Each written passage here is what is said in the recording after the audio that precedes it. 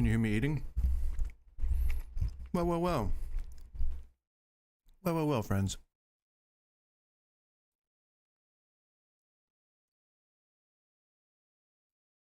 Well, well, well, friends. Well, well, well.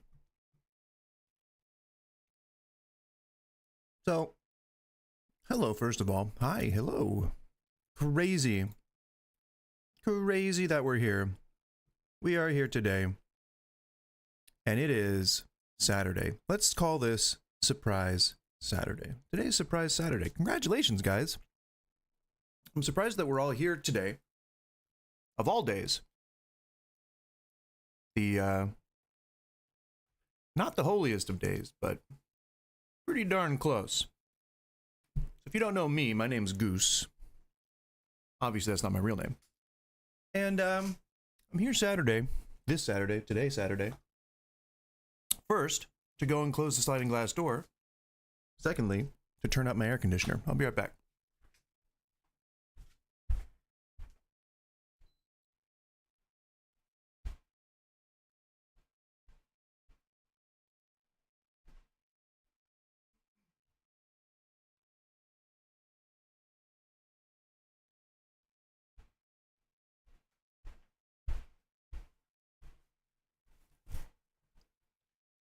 So, if you've never seen one of my streams, then welcome. Congratulations. That's the third time I've said it on the stream already, I think. That's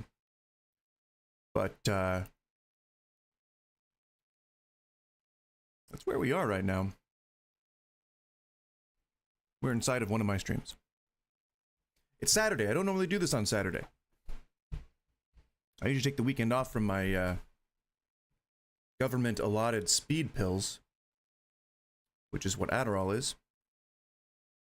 Just finished eating a granola bar, so picking the nuts out of my teeth. Which doesn't exactly sound all that SFW, does it? No, it doesn't. Oh man, my hair's getting long. Starting to spill out under the hat. The hat? Starting to spill into the hat. Hap-hap-a-blab. You can name the show that's from. You get 1,000 internet points. Congratulations. Just said it the fourth time. Fourth time's the charm, they say sometimes, you know? That's my dog in the background. Just give him a little bit of a stretch. Let me put on some music. Put on some music. Maybe some synthwave? Let's see. Copyright free. Synth. YNTH. Synthwave. My nose itches. Yes, it does. So, as you can see on the screen, the topics are a little spicy, a little controversial. That's kind of the reason that we're doing this. 12 hours. Synthwave, goth, cyberpunk, darkwave. It's not copyright free, though. Oh, here we go. Algorithm. Alright, it's at 10%. Alright. Got music. I've clapped into the mic, sufficiently deafening anyone wearing headphones. To which I apologize. For which I apologize. So, God, I am just burping up a storm. Sorry. So today is unique in the way that we don't normally stream on Saturdays. I don't stream on Fridays, but I didn't stream yesterday, so what I did do yesterday is I went and I saw Fantastic Four. Whoops. Just closed the window that had the music on it. Sorry, that was not my goal. Right back to the music. So I wanted to talk about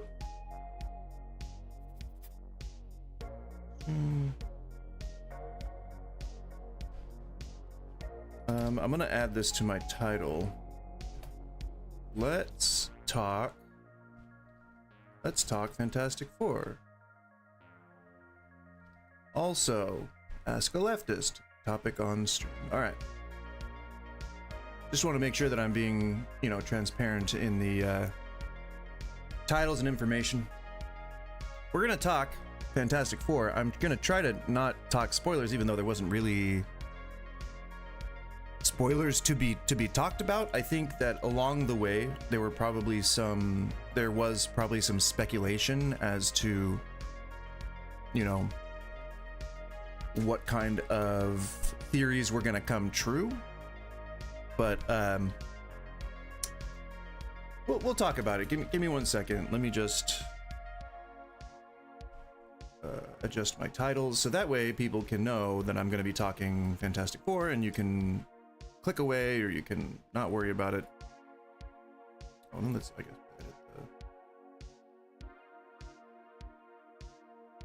edit this as well. Take gaming out of there, and then put hashtag Marvel. Why not? And then we'll put MCU in the description hashtags. Because again, why not? You know? Why the hell not? Alright. Perfect. Okay, so we're talking about Fantastic Four first. The calls are open right now. The Discord, I believe, is in the chat. And let me go ahead and put it... Nope, that's not what I wanted to do. That's what I wanted. And then go to the link button, and we will copy the link, and we will say, call in with this link. And we will pin that.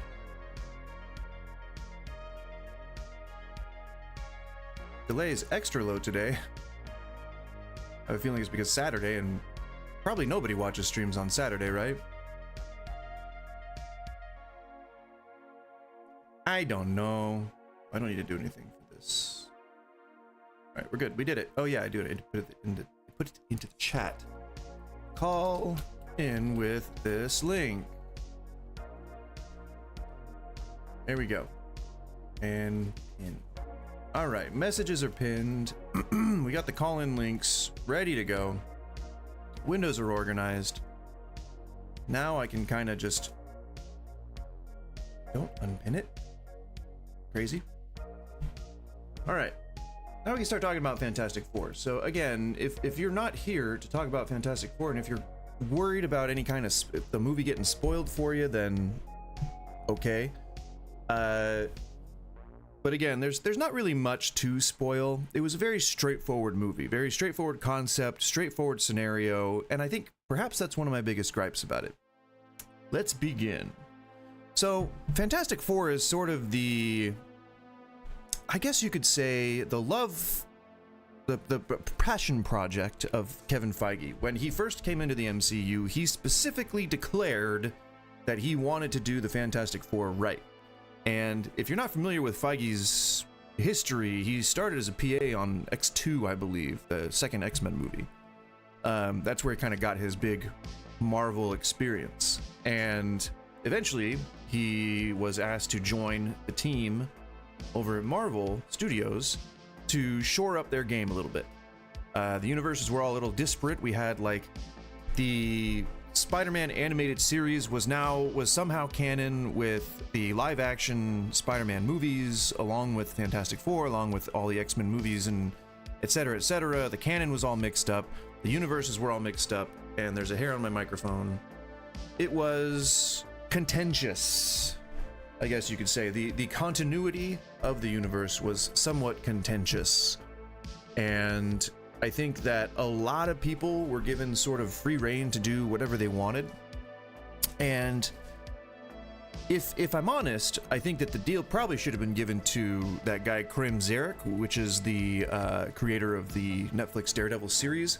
Things might have been a little better, just because, and not to say that, you know, less special effects and less grounded things are better, but I think maybe we could have started with a little bit smaller increments as we went up as far as power scaling goes, because now it's just kind of all over the place. Like, Captain Marvel should have been able to just kick Thanos' ass with just like one punch, but she didn't. She had to rely on all this extra, like, these circumstances. And I guess you could say that's probably a through line with a lot of Marvel projects, is that they rely a lot on unreasonable circumstances all kind of falling into place in the right way in order to make whatever happens in the MCU happen. And I think the problem with that, what they were kind of motivated by, was this urge to say, you know what, we'll probably connect it to something else later. I think Feige's probably got a plan for it. You know, and I think trying to develop a 25-year or a 30-year or however long the production Bible was scheduled for, I'm sure it's gone up and down as far as, you know, time is concerned because of the pandemic and everything. Hollywood, the writer's strike. I think 2 writer's strikes happened in that time period, in like from the beginning of the MCU all the way up till now. And you know, things have been up in the air and stuff has been canceled and rearranged and shifted. So I'm assuming that there were allowances for just kind of like external factors. Anyway, when Feige came on, or at least when he started redoing a lot of the stuff in the MCU, WandaVision was sort of the beginning of that. And Matt Shakman, who directed Fantastic Four, also directed the series WandaVision. And it was right after this sort of, I think they had just had the X23 or D23, sorry, X23. They had just had the D23 conference, and I think this was like when Feige revealed like the big Marvel slate that had like 3 movies coming out in a year, and it had like a series would be airing whenever a movie was going out of the theaters, and then whenever a series was done, a movie would be going up. And it looked like that for like the next 5 years. Marvel fans were super pleased about it. The skeptics, I'm sure, were plentiful, though I wasn't really paying attention at the time. But it was a promising new future for the world of Marvel, or at least the universe that the fans of the movies had come to accept as just sort of what they were going to get, ultimately. I think right around the time that Feige came on, or at least right around the time he started implementing his changes, was when the Daredevil series had just finished airing its first season, and it might have been a little later than that. It might have been like when Jessica Jones was doing her second series. Anyway, the point is, it kind of went during sort of the middle of all of the Netflix stuff that was coming out. So Agents of S.H.I.E.L.D., Feige started doing all his stuff right around then. Season 1 Daredevil, Season 2 Daredevil. And so all the stuff that was in mid-production or sort of wrapping up production kind of had to stop, or at least they had to hurry up and finish and then basically get their studios shut down. So I think a lot of what people are attributing towards, we sort of hit a crest at one point, and I think it was sort of right when they started to pull the plug on things.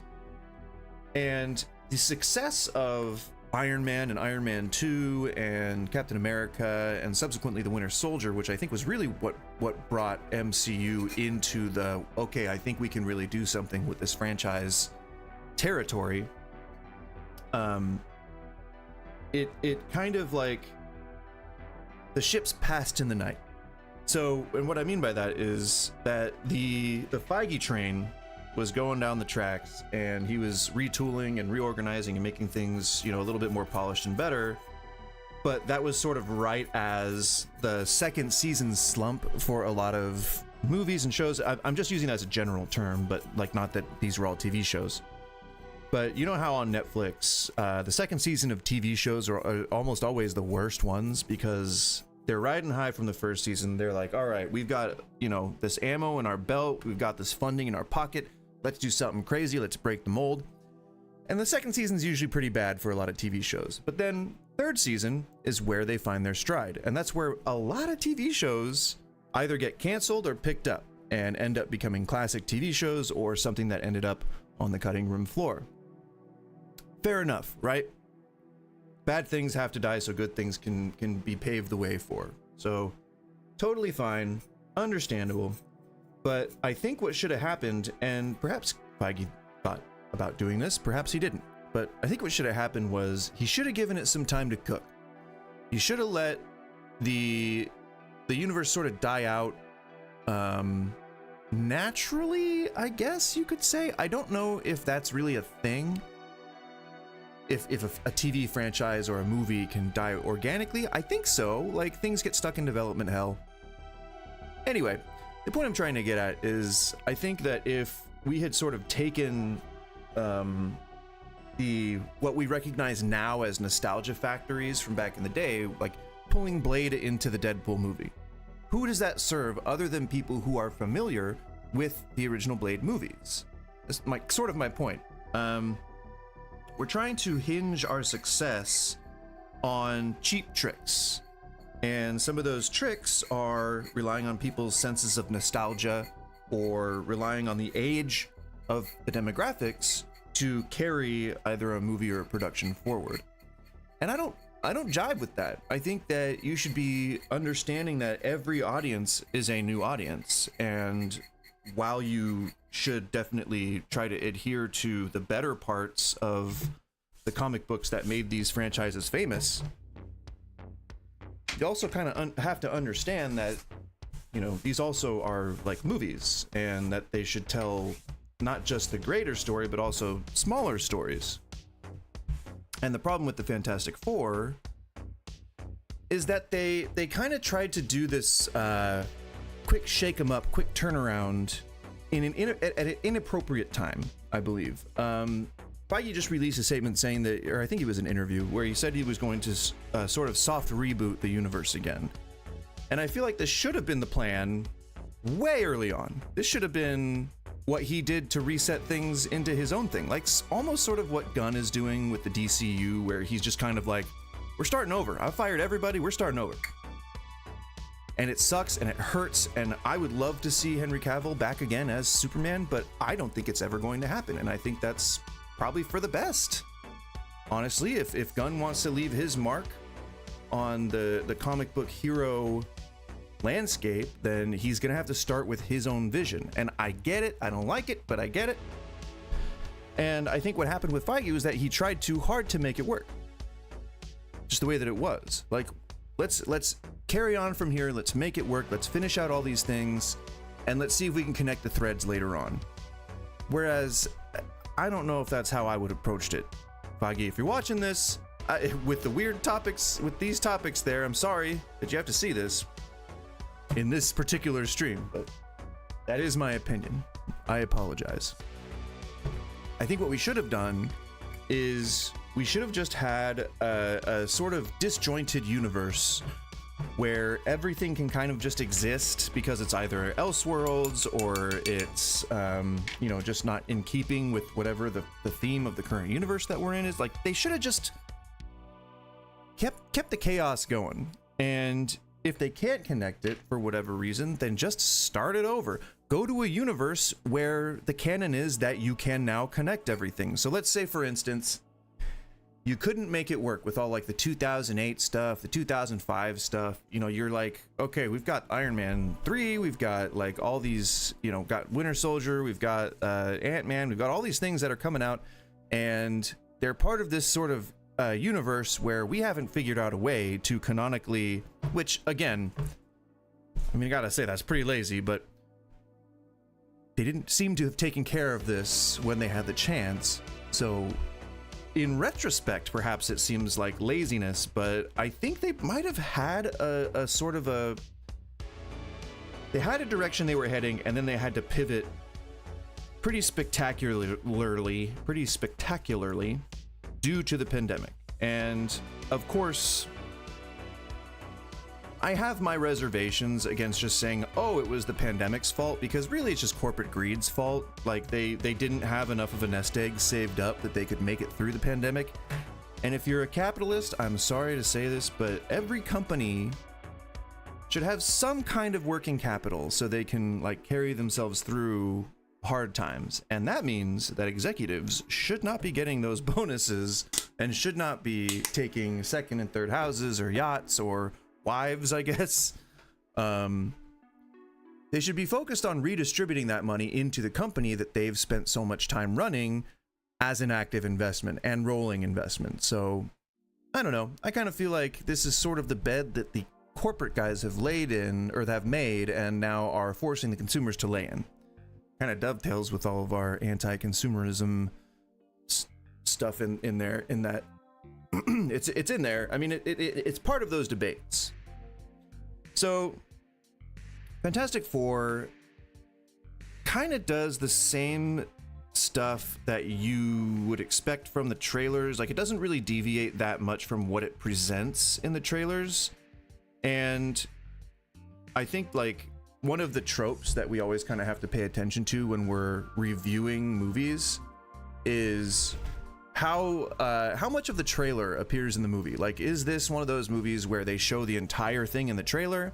I'd argue that maybe. I mean, it's, again, the story wasn't really hurt by revealing any later movie footage. It's just a very straightforward, level narrative the entire time. So again, that's probably one of my criticisms, is that they really played it safe, and I think that hurt the movie overall. And I don't know what the reviews are right now. I assume people probably love it. Anyone who isn't familiar with the Fantastic Four, or hasn't been like watching closely to all the stuff that's been coming out in recent years just by Marvel in general, probably liked it, probably don't care. I'm just gonna turn the camera off for just one moment. If you know why, you know, or if you know, you know why. If you know, you know. That's hard to, sometimes you just can't speak truly properly. Damn it. Even then, give me 1 second. Cheers, by the way.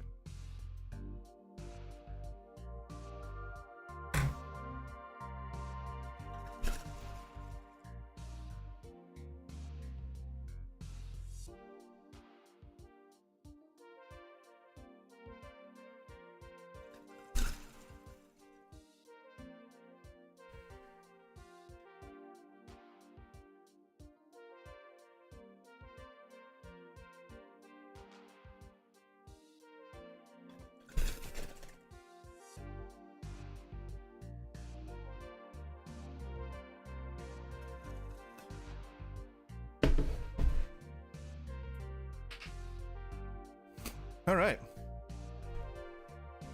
Well, whether you're a fan or not of Marvel, I would love to hear your thoughts on Fantastic Four. I know how I felt about it, but I'd love to hear someone else's thoughts. How'd you feel about it? Did you like it? Did you not like it? Did you kind of like it? Did you hear me blow my nose just now? Because I did. I heard it loud and clear. Because I'm the one that did it. Oh my gosh. I've got smoky hands because I'm making pulled pork. And when I go to use a tissue on my nose, all I smell is smoke. And it makes my lungs panic. Just out of, I guess, sense memory or something. Anywho, if you don't know the synopsis of the Fantastic Four movie, basically, oh, I almost coughed just then. Basically, the Fantastic Four have been around for a while. I believe it's 4 or 5 years as of the beginning of the movie. They were philanthropists and, scientists to begin with. They were doing an experiment, something in deep space. I don't know what happened, but they got hit with cosmic rays and they came back changed forever. And so for 4 years, they've been 4 or 5 years, it's 4 because Fantastic Four, whatever. I think it's 4. They're recognized as heroes. They're basically in charge of the planet, essentially. It's Earth 838. No relation to anything other than the birth of Ditko. Which again, I feel like we were too reverent in the material. It's like this is like it was all like a dedicated to the creator of these characters, and then that was it. And then they were like, all right, we can stop here.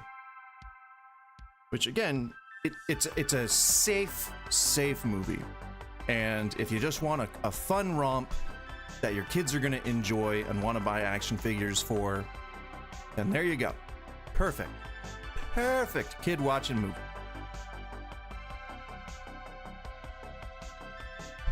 Problem is, I'm not a kid. I'm an old man, and I like old man things. And darn it, that means I want some higher concepts. And maybe that just means that the Fantastic Four movie was not for me. But it was created by a guy who's maybe 10 years my senior, who loves comic books. I don't know. I feel like it was a bit unfaithful.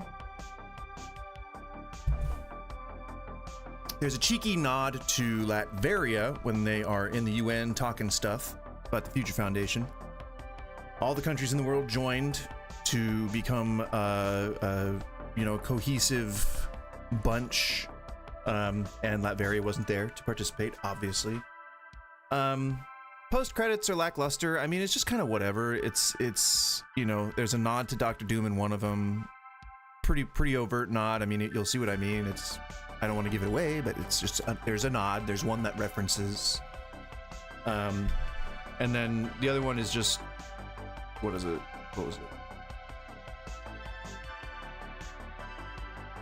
I don't remember what the other one was. Oh no, she's reading a book. Oh no, that's the first one. Oh no, it was like an animation of Fantastic Four. Again, nothing earth-shattering.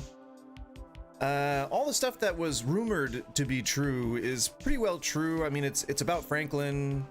She gets, she's pregnant in the early, first 30 seconds. So you know pretty early on that she's going to give birth to a kid, a boy who, if you know anything about Franklin Richards, then you know that that's their son, and he's got powers of his own.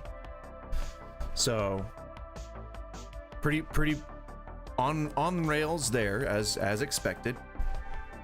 And then Galactus, as promised, was in it. We knew that from the trailers. He's a little more sadistic and a little more mean. But then again, in the Golden Age, I guess Silver Age comics, he was more like arch, like a villain, like, I will destroy you with the power cosmic, but later on, like in the Hickman era, he was a little bit more, stoic and just like kind of, he does this only because he has to and would choose otherwise normally, and you have this whole backstory and everything. Point is, he was arch, and I appreciate that. I'm okay with it.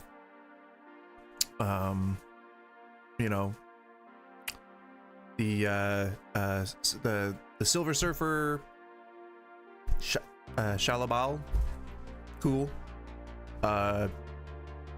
It's cool that we saw like some of her backstory. That's cool.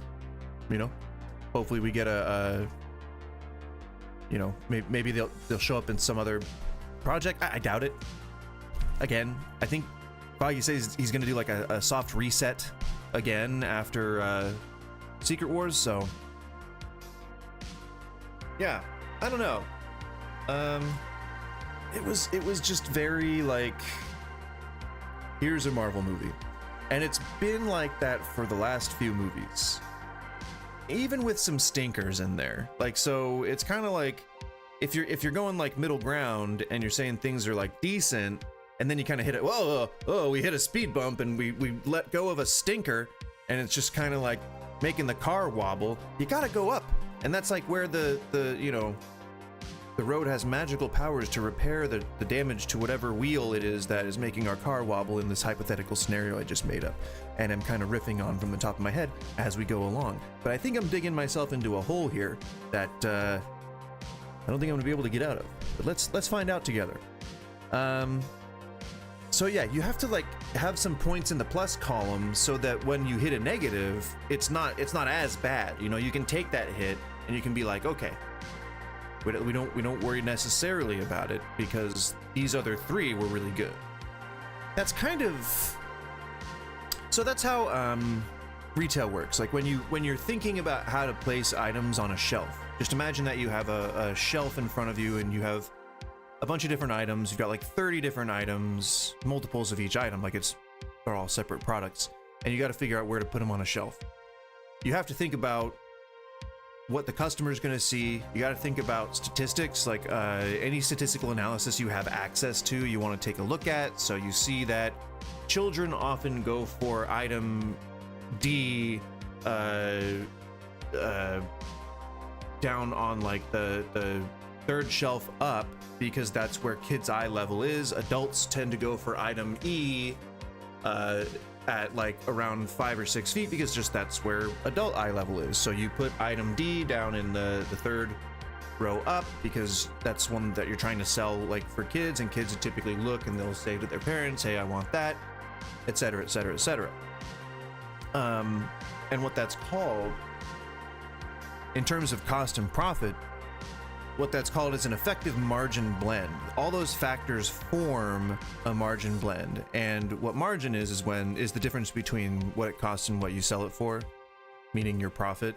And if you are able to take a profit that doesn't necessarily make, or take a item that doesn't necessarily make you a bunch of profit, and you're able to put it next to an item that might complement it or push the consumer over to that item to buy for supplementary purposes, or just because it's like an impulse, they see, oh, I should get that too, then it can make up for whatever the low margin item was, because it's an effective margin blend. You take something with a higher margin that you know people are going to buy, and then they go to that other thing with a lower margin and they're like, oh, I'll take that too. Effective margin blend. The same can be said for filmmaking. If you are a studio who has a lot of different disciplines for films under its umbrella, then what you can do is you can invest in all of your like most popular projects, and then sort of start seeding little investments in and out of these subsidiaries or like smaller studios, or even just specific projects that you hope will become big or will become popular or whatever.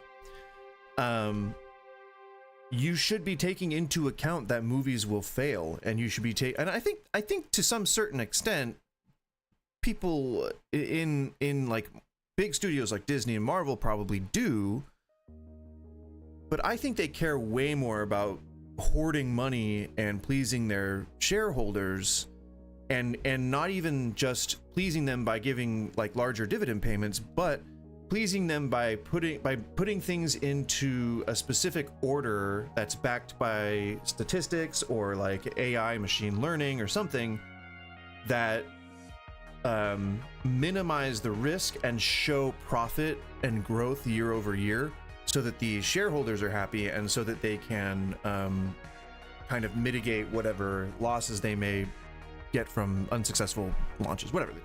It can get more complicated, but really that's the most important part.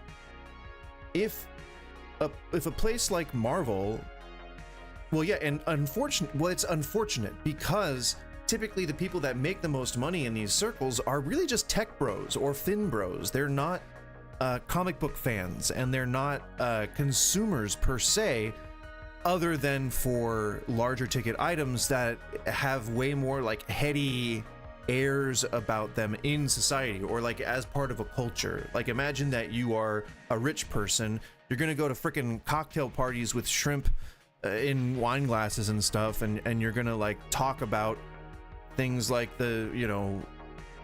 how Democrats drink baby's blood, and you're gonna think about you're gonna talk about some pretty out there shit, because your normal bag is being the head of a company where you sit in a boardroom or have meetings all day, or just tell people what to do and don't really like engage much with society yourself. So the people that run these things aren't like us.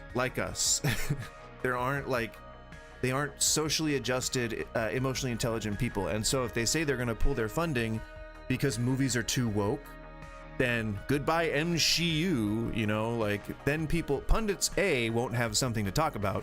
You won't see as many talking heads saying the opposite of what I'm saying, but also B, you'll have like a skewed indication of what actually moves ticket sales. Or at least you'll be able to isolate that metric. You'll be able to say like, well, it's the investors who are really deciding this. but that's not an easy, you can't make a scapegoat out of that really, because then you'd be blaming the investors for your failures, when it's really like the consumers that you're trying to appeal to that could have potentially bought tickets if the movie was good.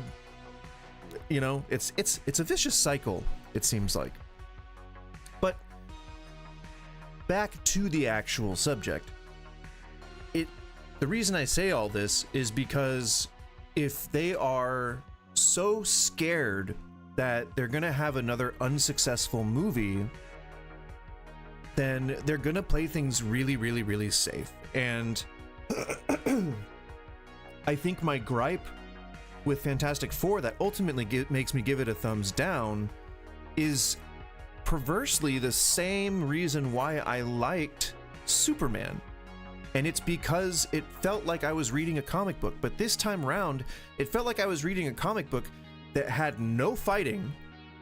There was maybe 2 on-screen battles, and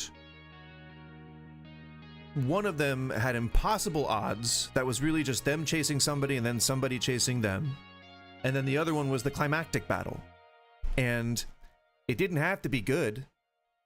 It just had to be well made, you know? And so it felt like I was just reading another issue of a comic book. It felt like I was just reading a Silver Age comic book, for that matter, which aren't all that entertaining unless you love that, like, I'm so arch, kind of shit. Then it's good. Then okay. Great. But it's just like, in Superman, I felt like, wow, this is like exactly like a comic book. I feel the tension. I feel all the tension I see in the panels. I feel like I'm flying with the soups, like right now. Like I feel like that. And then on the other side of the sword, this movie was more of like a comic book, but like, oh my god, this is like the filler issue. It's like, this is just the middle of a story arc. Everybody's like, okay, I guess something does happen, but if you know the things on the front side of the arc, and then you know the things on the back side of the arc, it doesn't matter. Or if you even just know the tone of the universe that your setting is in. Shackman's a great director. I yelled that. I just screamed his name. Shackman is a great director. He's a good creator. And he has insight on what, you know, the human condition. He can write humans well. He can direct humans well. I don't know, whatever the secret spice is that makes Shackman's stuff unique. He's got it. He's got it. I think he's proven that time and time again. I think maybe he needs to do something non-Marvel and non-Always Sunny, and like let me see what else he's got in his bag. I'd love to see it. I'm sure he's done other stuff, but I haven't really seen it. I haven't heard of it, probably. I think maybe he did like a werewolf movie, or that might have been another director I like. Somebody did a werewolf. Oh crap, I just lost it. I was thinking about comic books. It had nothing to do with anything Marvel. It was like Grant Ennis or something. I don't remember.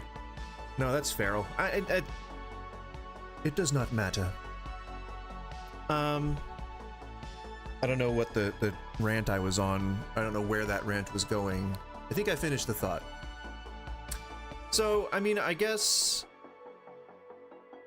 everything about it was fine. And that's my problem. You know, with as much care as Feige was giving this one, with as much fanfare the casting got, and how fervent people seem to be over the fact that this is going to be the defining moment of the MCU in you know, the post Infinity War era. This is really going to be when we finally take off again. And it just felt really Route One, like middle of the road. The Marvels. I rewatched the Marvels last night just because I was feeling marvelous. I was feeling marvelous, and that's actually a really good movie. I'm surprised that so many people hated it. Really good. Kamala Khan is like, Iman Vellani is precious and deserves everything Miss Marvel that could potentially be coming her way. She deserves all that. And I think she's a true fan too. I think I saw like an interview with her. She seemed pretty intense about it. It's cool. Commitment, dedication. I think people were mostly talking about how, what's her face, Captain Marvel. I think they mostly talk about like just how like they think she's like too much of a feminist, which is like such a fucking weird gripe. And then like when they talk about someone like Michael Jackson, they're like, oh, you separate the artist from the words of the person, okay? You know, let's grant him something. Interesting who you'll bend for. What is her name again? Oh my gosh, I completely forgot her name. Bree something? Anywho, oh, Brie Larson, there you go. Anywho, yeah, I watched that again. It was actually pretty good. I think that the whole dynamic where they like keep switching the use of their powers, like, and how they have to overcome that is pretty cool. You know, I think the one flaw in the writing is that they really resisted being a team for like way too long. It just felt like come on, you guys, like, you've done this all before. This is post Infinity War. You know that universal threats exist and your job is to stop them, and you know that you're supposed to work together as a team. It just kind of, again, conditions often strain credulity, even within universe. So I don't like that it's always just some circumstantial thing. It's just happenstance that this thing happens to be going on, and it brings the right people into the right spots at the right time. And I don't like the idea that the big YouTubers like New Rockstars and Brian Airy and like what's the other one? Heavy Spoilers, like how they endlessly speculate about what could be happening, because it's like they think that this is a connection to something, and it's always going to be, this was always Doctor Doom's plan, this was always Steve Rogers' plan, this was always Thanos' plan, this was always Loki's plan, and it's churning out content left and right because they leave these threads dangling. And it's like, it doesn't make sense to constantly rely on random chaos just throwing people together through circumstance. So much shit happens that way in this universe that it, like, you have. So the way you get around that in the comics is by having telepaths, by having precogs, by having people that can time travel, that can like reality warp, shape whole universes, instantly visit planets, not have to breathe air, not have to be grounded in reality like the 25 years of the MCU was establishing for some sort of authenticity. I don't need believability. I need to be able to believe the story that's being told inside the universe it's in, you know, not inside like what I think, you know, the rest of the world's going to be like. And this whole excuse, like, oh, they were trying to emulate the Ultimates or the Ultimate Universe this whole time. And I'm like, I didn't see the Hulk graping anybody. I didn't see him murdering, like, smashing people's heads like freaking strawberry jam. Like, I didn't see any of that. I didn't see Reed going on murdering sprees. Like, none of that happened. So I don't know who you're telling that to. Just saying. Well, yeah, but that's the other thing too, is when they came on, as I said earlier in the stream, like when they came on, everything was disjointed. Everything was all over the place. Like the Spider-Man cartoon is technically canon to every single universe in the Marvel umbrella, and that's messy. That's messy story writing. That's spaghetti functions. Spaghetti. What do you call that in the programming world? Spaghetti code. That's spaghetti code. I think it's spaghetti code. But yeah, that's no good. That makes it so that anything can happen at any time, and it really can just be these random circumstances that they've set up that can make it happen. Whereas in the animated universe of Spider-Man, the story writing was fine. They had Avi Arad, I believe, as one of the showrunners, who's consistent throughout all like the animated things. I think he even had like some input on X-Men 98, I'm not sure. Point is, the writing there was good enough that they had characters like Professor X who could do all the telepathy stuff. They had characters like the Phoenix who were like all-knowing, all-seeing, all kinds of like, they had all these giant MacGuffins that we could use to believe that things like this were happening in the universe, that they didn't have to just be some random thing. It could be like the Watcher appears to Thanos and says, you have to go and purge half the universe because resources are growing thin. I promised I would never interfere. And then we all of a sudden get that that's why Thanos is doing this thing. Or it could just be the death thing where Death is like sitting on a freaking throne and Thanos, dies to go and see her, and he's like, hey, I want to be your boyfriend. And she's like, I'm not girl material. And then like says, maybe if you show me something impressive enough, then maybe I'll go on a date.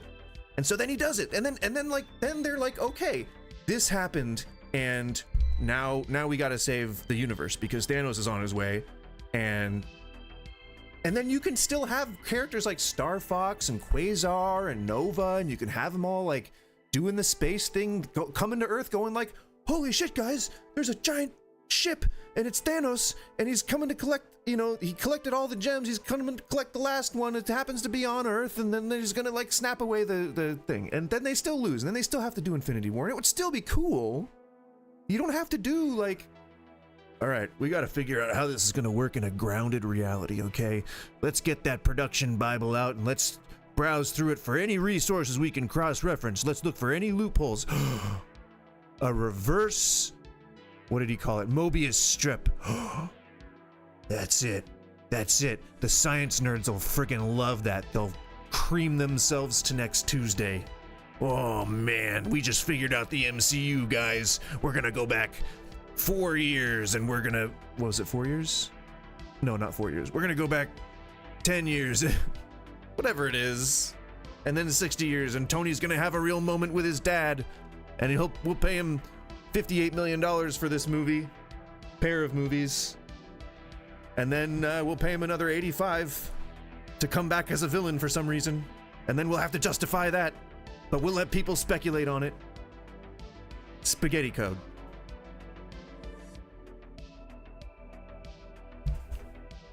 And the whole universe ends up suffering because everyone wants to do Kevin Feige's vision. Everyone supports it. If he comes in and he says, hey guys, I have this production Bible that's like 30 years old at this point. I wrote it back when I was dissatisfied with the way the Marvel Universe was going when I started the MCU. And I want your guys' input. I want you to put your honest opinions here. I want you to append. This needs to be a living document where you can put all your thoughts into, make it yours, send me the changes. I will consider each and every one with equal and due weight, and we'll help shape this universe together. Even if he said that, even if he gave everyone a lie detector test, he still would get placated, and he still would have people that are yes men and just trying to stroke his ego, and who just are really passionate about his work and are passionate about following in his footsteps. That can be a problem, and you see it in Fantastic Four, unfortunately.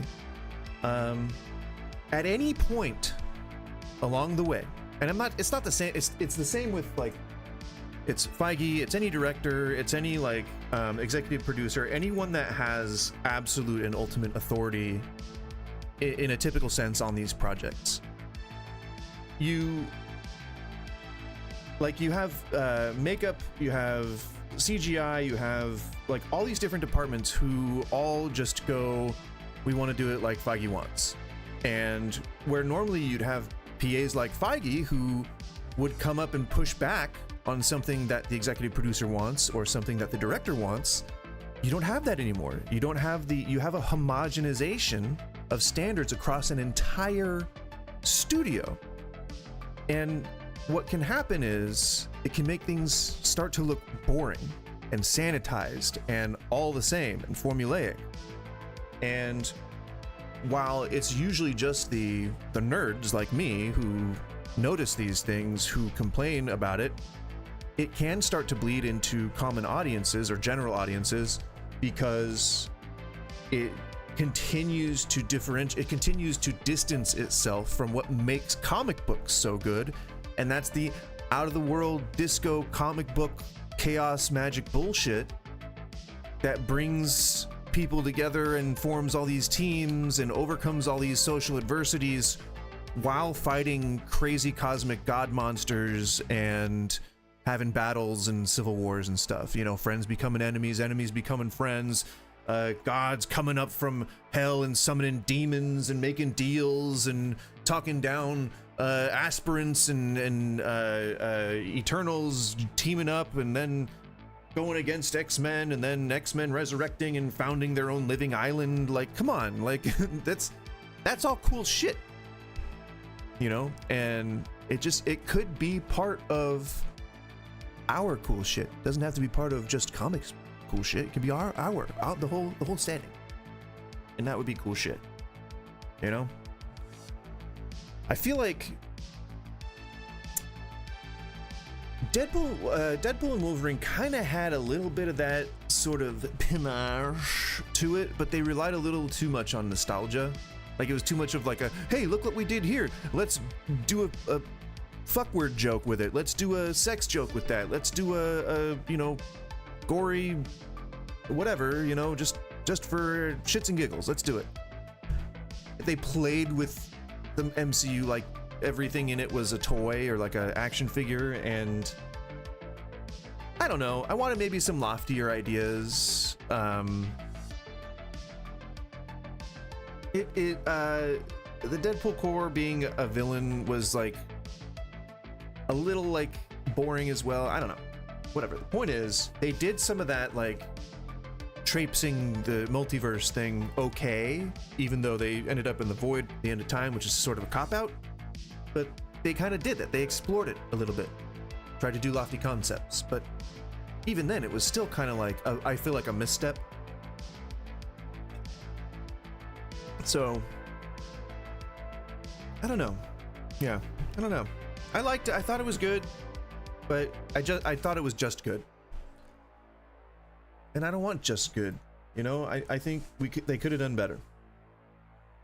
Again, there's really no fighting in it. I think, you know, perhaps Shackman's pitch was like, imagine a superhero movie where the heroes don't have to fight anyone.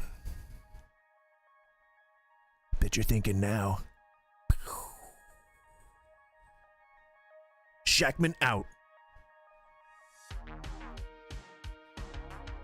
I don't care really. I'm not, I guess, at the age where I need to see someone bashing somebody's brains in, but like, and again, rewatching the Marvels last night, I saw a lot of good fight scenes, like good fight scenes. It's a little ridiculous that, you know, Kamala thinks that her sash, but that's a comic book thing. Her sash like can whip people, but like a guy on that planet, like the singing planet, has to tell her to use it, which is, that's a little like hand-holdy. Like, hey, do that comic book thing. But otherwise, a lot of good scenes, a lot of good fight scenes, like hand-to-hand combat, a lot of like punchy, shooty with the cosmic powers and stuff. And you don't see that a lot in other movies right now. The Captain America Brave New World fight scene at the end was like 30 seconds long. It was a nothing burger. It was like, hey, guess what? This one time the Hulk can have his skin broken by stuff. Weird.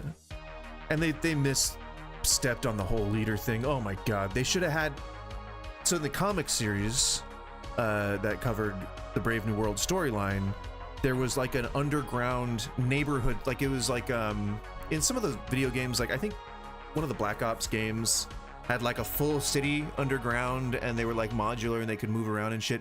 The leader had helped, I think it was Hydra, or it was when Hydra, AIM, and one other organization broke up, they formed like an evil corporation. And one of the things they did was they oversaw security and maintenance and all this. They oversaw these private facilities that looked like neighborhoods where they would hold metahumans. So like, that's where the X-Men could have been this whole time. That's where the Fantastic Four could have been this whole time. That's where, you know, anyone that we're missing in the universe, that's where they could have been this whole time. But they had that, and so they had, like, you know, the exploding collars, like how in you saw in Days of Future Past, collars that, and Deadpool movie, I believe, Deadpool 2,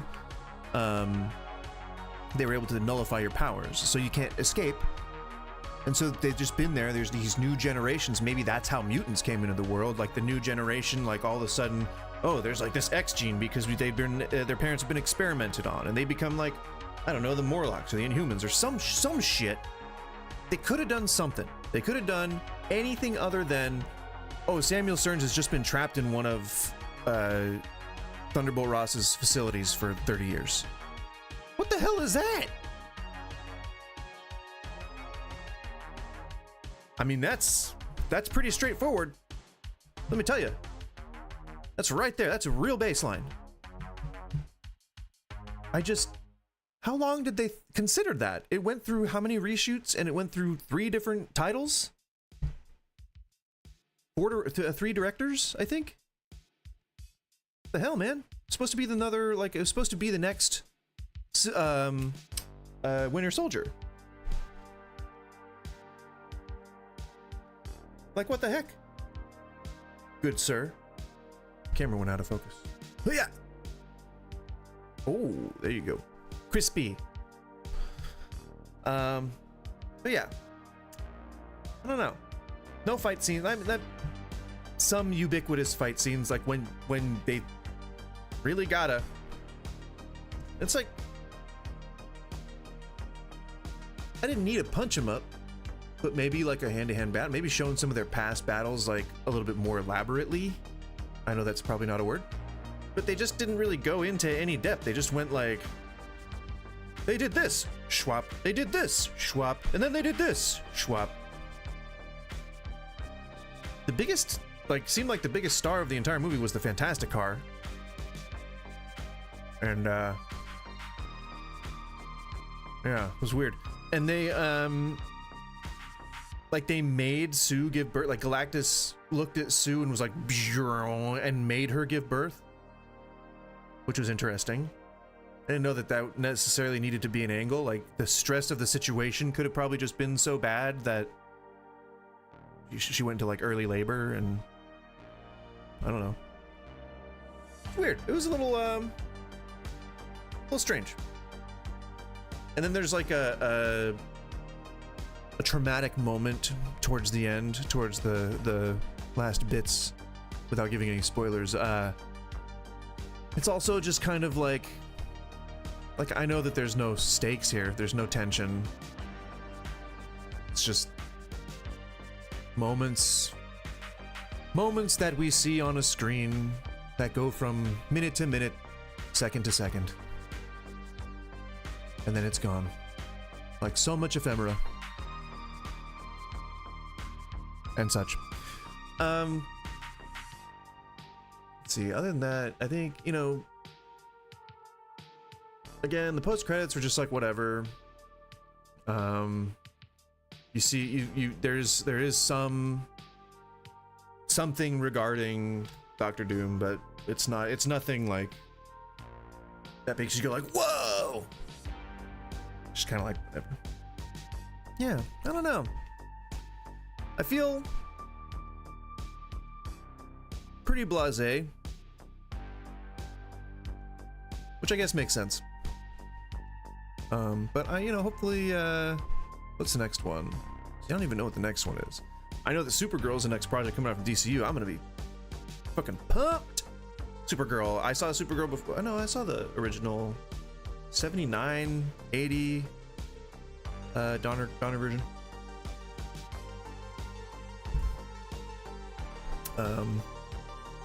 Before I saw Supergirl. I think Supergirl came out in what, like 89 maybe? That was Superwoman, wasn't it? Did they have both? 1984.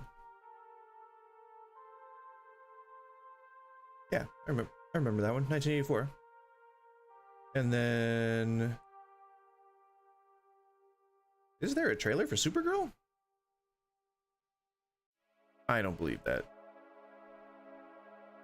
And then Superwoman, I think, was another movie as well, wasn't it? Superwoman. 79. So 79 had Superwoman, and then 84 had Supergirl. So they both been out. Or they both did things. Didn't make a lot of sense, did it? Yeah. I don't know. And I didn't see Galactus, I guess, was a threat, but he didn't consume planets. He just had the planet's goo pumped into his back through tubes, which is an interesting way to do that. I think it would have been better if he had just been able to, like, you know, suck on the planet's juices straight to his dome. But yeah, that was weird too. It was just kind of like, hey, here's Galactus, he's a threat, enjoy. And then that was it. And I think it's no surprise that the good guys are going to defeat the bad guy in the end somehow, whether it's negotiating or whether, you know, something happens. And also there's no multiverse elements in this. I really thought they were going to be. I figured they were going to defeat Galactus, and then an incursion was going to happen, and they were going to be like, oh shit, there's nothing we can do, and then they were going to escape in the Excelsior, and that's not what happened. Instead, in the Thunderbolts post-credits scene, we get the Excelsior coming in for an emergency planet crashing into. But that's like, I don't know. If you don't laugh, what's up? Trans women are men. Trans women men are trans women men. Are you saying that you want to debate that? I don't know if I have enough time left for a debate. I was going to shut down the stream here in a bit. Though you can join the Discord, and we can debate on Tuesday. That's when I do Talk Tuesday. I'm thinking of doing something called MAGA Mondays, and then changing Talk Tuesday to like something more casual. You know. Well, alienate them from what? Does this have to do with the trans thing?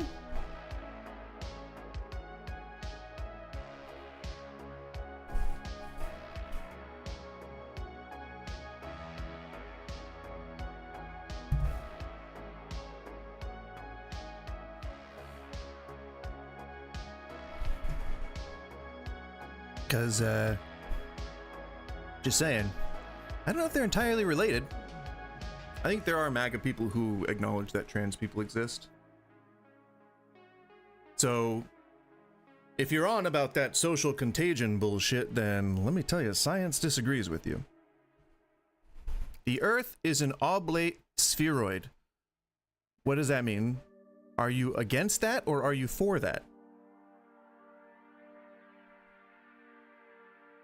Because I mean, if you see the theme, if you sort of see the theme, I'm on the side of science and compassion. So if you're trying to argue that the Earth is round, then I'm kind of there with you. You'll get no disagreements out of me. I could try to argue that it's flat, but I've heard all those arguments debunked before. I could darn well try. I think if you believe in God, it would be easier to prove that the Earth is flat. Because it sounds like God's saying that in the Bible.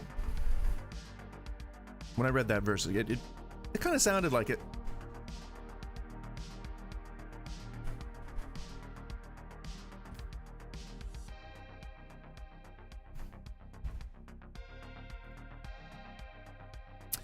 But yeah, I also thought that in the movie that I thought there was going to be some kind of twist. I thought there was going to be some kind of a thing that gave us some kind of clue that maybe this all could make sense and connect somehow, but it really was just a self-contained story, which is a little frustrating.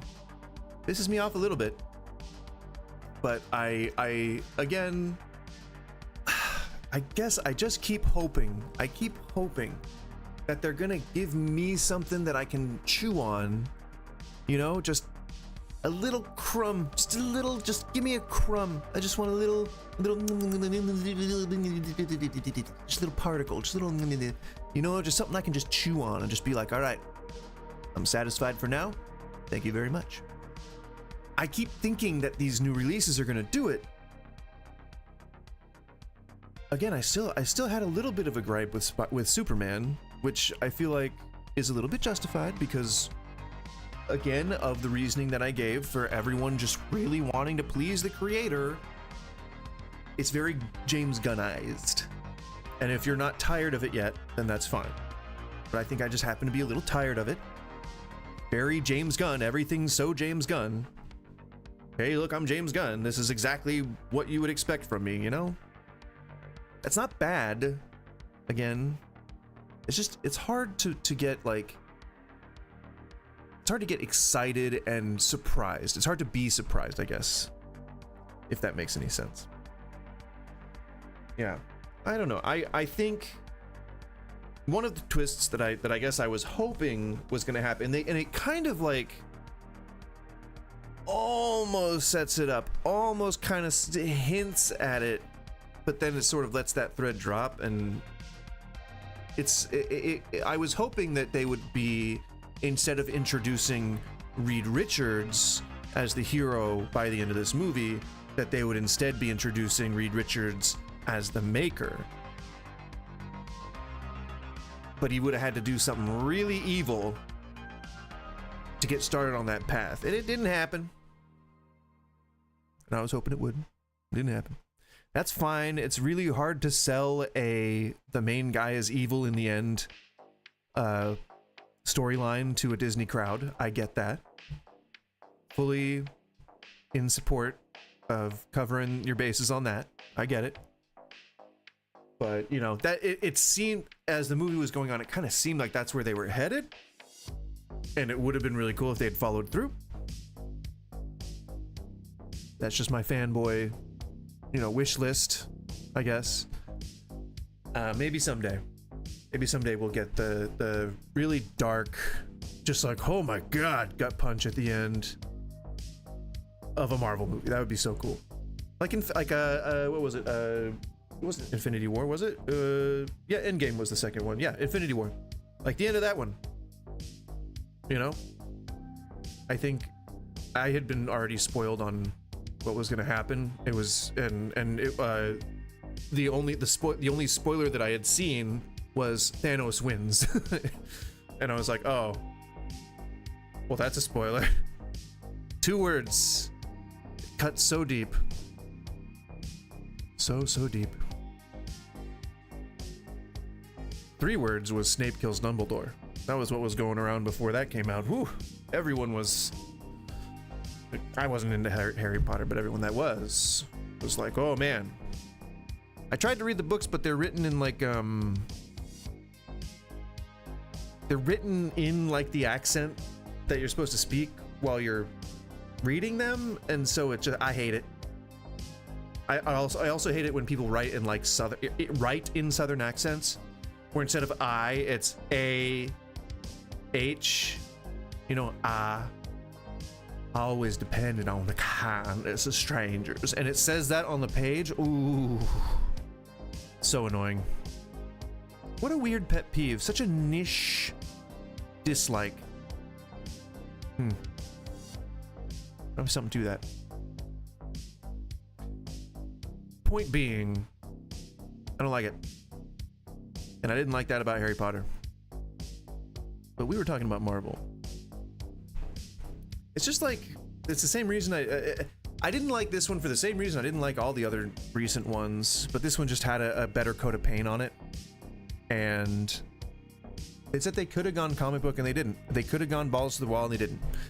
They could have like had the Sentry essentially be Superman and just like, you know, beating people up, destroying cities, and instead of just waving people into a shadow dimension like Kaiba, or like who's that in Yu-Gi-Oh who does that?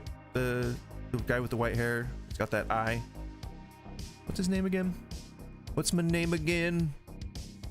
Blink 182. Blink 182. Yeah, I don't know. Hopefully, when we see the next entry, then like it'll make a little bit more sense, but it's supposed to be Doomsday, I think, and I don't know if that's really gonna answer any questions. Maybe the end of Doomsday will be... Doomsday will be like Fantastic Four 2. You know, it's like, this was Fantastic Four 1, Doomsday will be Fantastic Four 2, because obviously, I mean, if I say, without giving spoilers, that there's something having to do with Doom in the last... in one of the post-credits, it doesn't give anything away, but I think that they're gearing up for Doomsday, and if he's gonna be in the movie Doomsday, why else? Like, that would be weird if he wasn't. But I think like that's sort of what we're gonna see, is like maybe in the beginning of Doomsday, like he, you know, we've already established that perhaps he's on this Earth and that's it, you know. I figure they're all gonna enter the 818 whatever the universe is of the MCU that we've been a part of this whole time.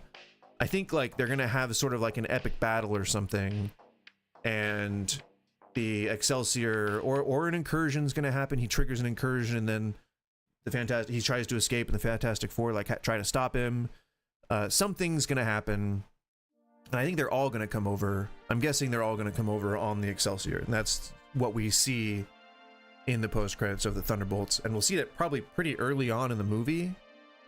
That's just my guess, because the way they're gonna they have to do it safe again, because they've been doing things the safe way this entire time. So I'm guessing that's probably what's gonna happen again, just doing it the safe way. Well, we could do it so that like Doom has amassed a bunch of power and he does all this like disco cosmic lights bullshit and makes a portal into the next universe, and like now they've got to chase him, so they're like doing all this comic book stuff. Reed's stretched all over the lab, and they didn't do any of that elaborate stretching either, because it's sort of an old trope that stretching's really hard to do on camera. Like, it's a hard effect to do, it never looks right, and it always looks like fake and like uncanny valley like, and they did it fine in this, but I think we're at the point now where we can just accept that there's a hero that stretches and it's gonna look weird. Like, just get over it, do the thing. But they didn't do that, and so they're probably just gonna enter the universe in like the easiest way, or like a portal might show up. Like, there's an incursion and Doom escapes on the Excelsior, and we expect to see the Fantastic Four, but it's actually Doom, and he like comes out and starts doing villain bullshit, and then Doctor Strange is like wondering where he came from, and so he opens a portal, and then he happens to go to the Baxter building. That's where the Fantastic Four are, and they're like, holy shit, thank you for saving us. And they're like, can you save our world? And he's like, no, I'm sorry, I can't do that. So then they come over, but they're really like pissed at Doctor Doom, because they think he's like, or not Doctor Doom, but well, yeah, him as well. But then they're like pissed at Doctor Strange, and they're like, oh, well, you know, you opened a portal, you could have saved everyone, but you didn't. So then there was like a sort of initial fight like there was in Infinity War between, in the first Avengers movie where Iron Man was fighting with Thor, and then there's an initial dust up, and then the heroes realize they're on the same side, sort of thing. That's what I'm guessing. And there's obviously going to be that moment where Spider-Man, Tom Holland sees Dr. Doom's face and he's like, oh my god. You know, there's got to be that. Yeah. I don't know. I hope it's good. I hope it's better. I hope this was just sort of a part A to a part A and B scenario. Yeah. There you go. I just talked for an hour and a little over an hour about the movie Fantastic Four. I think I'm probably done talking about the Fantastic Four. I guess if I had to make one final statement about it, I feel like going that safe is going to be the doom of Marvel, but I also feel like as long as they make a profit, they're going to keep doing it. So I can only hope that one day someone will discover some of my fanfic and hire me to write a Marvel movie, and then maybe I'll prove myself, and then then I'll be able to make the movies that I want to make. But until then, I'm just going to have to keep watching whatever the thing is, the next thing is. I mean, I think I just kind of accepted that that's how it was going to be when I saw Spider-Man 3. So my expectations have been at an all-time low for 20 years now, 30 years almost. So I'm not expecting miracles. I'm just saying it would be nice if they would happen. At least like once in a blue moon, you know? The first Deadpool movie was one of those where we were like, all right, maybe things are going to be all right. And then Infinity War, Endgame, like, those were good.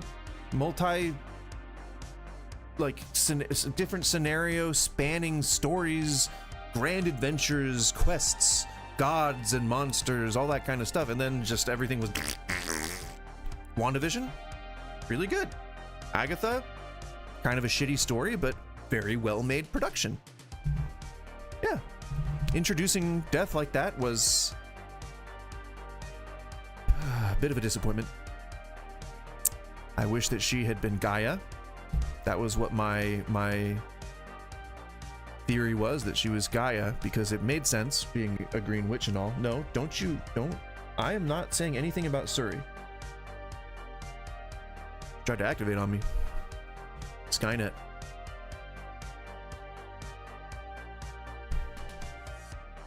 What do you do? She's shifting. Alright, well, I think I'm gonna cut the stream here. It was just an impromptu Saturday stream anyway. Just wanted to chill for a bit. Wife's out getting a tattoo. Gonna bring home some lunch, I think. Or no, I'm probably making lunch. No, we're gonna go get lunch. I don't remember what the lunch situation was. I might want to just eat something. That seems like a good, probably the best decision to make in this scenario. Yeah. Tomorrow I've got some food thing. I think there's like a food event, or maybe a county fair, something with food. Which all I had to hear is that it was going to have food, and I was sold immediately. That usually is how things happen around here.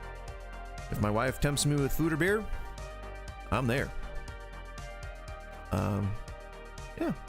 So again, I might start incorporating Mondays into the cycle here. I've done a couple of like impromptu Monday streams. I think I did a Sunday and a Monday. I don't know. I think I've done a Monday, but point is, I think I have enough free time in my schedule to have a pretty consistent block of time available on almost every day now. So trying to streamline things a little bit more, trying to be more consistent. I don't necessarily need to do 5 days, like to keep myself balanced mental health wise, but it would be nice to just kind of put myself out there as often as possible. Never know, maybe there'll be some time slot that I can cover that maybe is like a niche that other people aren't in. I don't know. Shit. We'll see what happens. But as far as themes go, it might be Talk Tuesday might be broken up into a couple different days. Because I know that, like, it's not especially popular, but I do want to keep myself in the debate stuff. Just because I don't do much else that I feel like contributes to society as a whole. And I think if I can at least help someone with some information or talking points that maybe they weren't familiar with before, then, you know, I feel good, you know, with that possibility. And if I'm doing content creation right now, I might as well do the thing that I think might help, which is sort of, you know, that was the goal in the first place, you know, try to elicit some smiles, try to edutain, but also raising important issues and having a consistent and well-informed stance on the things that I believe, and sharing that with the general public for people who might need those tools when confronting their own issues. I think that's a pretty good overall swath of responsibilities I'm choosing to take on. So there you go. Hopefully I'm achieving some of that, at least any portion of that. That'll feel like a success in and of itself. But yeah, along the way, I'll continue to adjust and iterate and try to evolve and try to change things and etc, etc, etc, etc, excedrin. It's not just for migraines. Anyway, if you came in, let's rephrase that. If you stopped by, thank you very much. If you're still here, thank you, Cynical. If you are watching this on VOD, I don't know how you got here, but thank you for stopping by. And tune in during one of the live streams. Join the Discord. I think that the information is available in both the chats, in the live replays, as well as the video descriptions of the non-live streams. Oftentimes the live streams, but I sometimes forget to put it there. But also Twitch chat as well. So Discord's everywhere. The link tree should have a bunch of different links on it for the cross-platform shenanigans. So please like and subscribe and all that kind of, you know, all that stuff. Oh yeah, no, I did miss it on Discord, but thank you for letting me know. Appreciate it. I think I'm gonna have my hands full with this other group, so helping with getting everyone on the same page sort of stuff. So I'm glad for the time.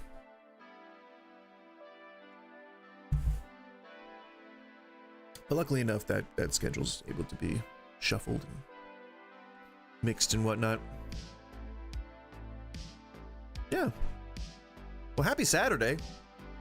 Enjoy the weekends. The days of the weekend. Enjoy that. I'm Goose. And goodbye.